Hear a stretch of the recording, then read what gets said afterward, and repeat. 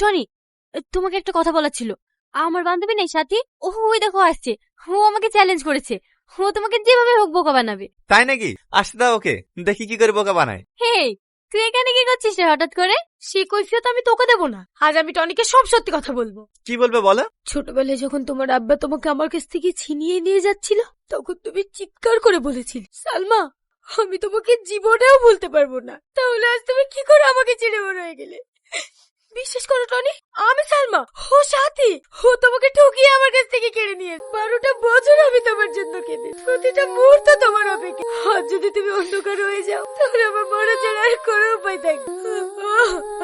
বাহ বাহ বাহ, সালমা তোমার বান্ধবী তো ভালো অভিনয় করতে পারে গো। কত সিনেমাতে কাজ করা দরকার। সিনেমাতে কাজ করবে? আমার একটা বন্ধু সিনেমাতে কাজ করে, যদি বলো তাহলে তার সঙ্গে যোগাযোগ করিয়ে দেবো। আমার চোখের পানি তোমার কাছে অভিনয় মনে হলো টনি? আরে না না, অভিনয় মনে হবে কেন? তুমি একদম ন্যাচারাল অ্যাক্টিং করেছো। চলো, আমাদের এবার লেট হয়ে যাচ্ছে। তোকে বলেছিলাম না সাথী, আমার সঙ্গে চ্যালেঞ্জ করে তুই কোনোদিন জিততে পারিসনি, আর পারবিও না। আব্বা, কটা বাজে? কি হলো দাঁড়িয়ে থাকলে যে? আসো। কে মেয়েটা? চিনতে পারছো না আব্বা? সালমা। সালমা ওই কাশেমের মেয়ে? হ্যাঁ আঙ্কেল।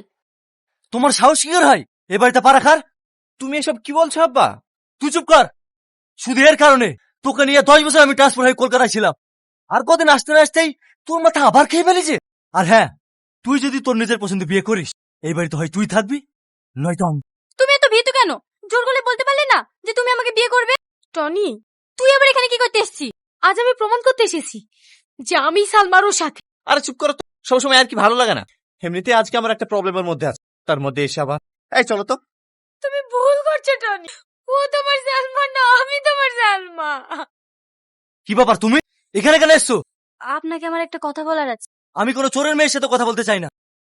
আঙ্কেল, আমি চোরের মেয়ে নয়, আমার আসল পরিচয় দেওয়ার জন্য আপনার কাছে এসেছি। মানে? আমি সালমা না, কিন্তু টনি জানে যে আমি সালমা। সেদিনকে আমরা যখন একসঙ্গে পার্কে গিয়েছিলাম। তুমি টনির সামনে কতদিন সালমার সাথে থাকবা? ও তো একদিন একদিন জেনে যাবে। সেদিন সেটা আমার উপর ছেড়ে দিন, টনি কোনোদিনও জানতে পারবে না। ঠিক আছে, তোমার আব্বাকে বলে দিও আগামী 1 সপ্তাহের মধ্যে তোমাদের বিয়ে দেবো। সাথী, সাথী, এই নে আমার বিয়ের কার্ড। সামনে শুক্রবারে আমাদের বিয়ে, তুমি কিন্তু অবশ্যই যাবে। কি রে, মন খারাপ হয়ে গেল মনে হচ্ছে? অবশ্য হওয়ারই কথা। চ্যালেঞ্জ করেছিলি আমার বয়ফ্রেন্ডকে নাকি তুই ঠকাবি। সালমা, তোর মা কোথায় গেছে রে? এই ছেলেটাকে তো চিনতে পারলাম না। আমার নাম টনি। তুমি টনি? সেই ছোটবেলায় দেখেছি। কবে বাড়ি এসছো বাপ? এই তো 1 মাস মতো হলো। যাক, এবার তো সালমার টনি টনি করা বন্ধ হবে।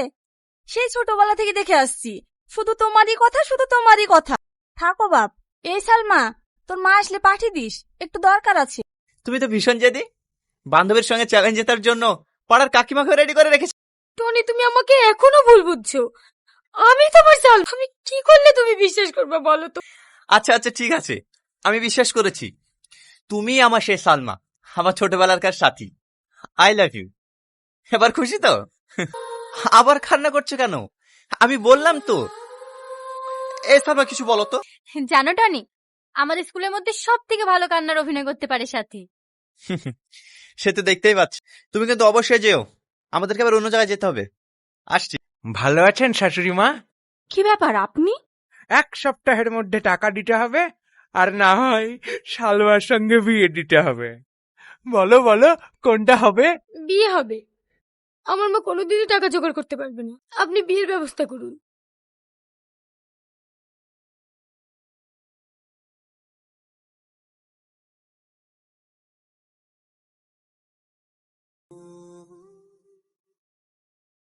টনি বাবা, কাকা। তোমার সাথে আমার কিছু কথা আছে। হ্যাঁ বলুন। একটু সাইডে এসো। আমি যে শুনলাম তোমার বিয়ে সালমার সাথে হচ্ছে। হ্যাঁ কাকা, সালমার সঙ্গে তো হচ্ছে। দেখলেন না বসেছিল। না না, ও কেন সালমা হতে যাবে? ও তো সালমার বান্ধবী। না না কাকা, আপনার কথা ভুল হচ্ছে। ওই সালমা। আর ওই মেয়েটা, ওই মেয়েটা তোর সাথে এসেছিল। কি যেন নাম ওই মেয়েটার? হ্যাঁ, সাথী। সাথী, তোমাকে আবার ডাকছে। হ্যাঁ হ্যাঁ, যাচ্ছি। আঙ্কেল, আপনি আমাকে ডেকেছেন? কই না তো। তাহলে টনি যে বলল। আমি তো সাথীকে ডেকেছি, তুমি আসলে কেন? তাহলে তুমি কে সাথী? আমি কেন সাথী হতে যাব? আমি তো সালমা। টনি, চিৎকার করো না। মিথ্যে নাটক করে সালমাকে আমার কাছ থেকে আলাদা করে দেবে? আর তুমি এতটা নোংরা মেয়ে, নিজের স্বার্থের জন্য এতটা নিচে নামতে পারো? মাননীয় সুদখোর মহেশ বাবু 5 ভরি সোনার দিনমোহরের পরিবর্তে তোমাকে বিয়ে করতে রাজি হয়েছে। বলো মা, কবুল? মৌলানা সাহেব, এ বিয়ে হবে না। কেন বিয়ে হবে না কেন? আমি ওকে ভালোবাসি, ওকে আমি বিয়ে করি।